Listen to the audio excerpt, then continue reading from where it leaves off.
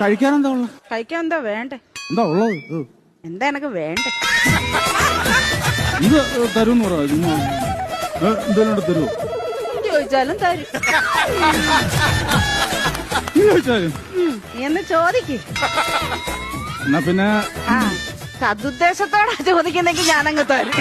എന്റെ ഉദ്ദേശം വേറെയാണെങ്കിൽ ചിലപ്പോ ഇത് കൊണ്ടും തരും.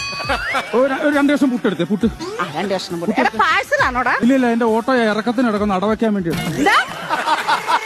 എന്താ അല്ല, ഇതാകുമ്പോ കല്ലച്ചവിടെ കിടന്നുള്ളൂല്ലോ.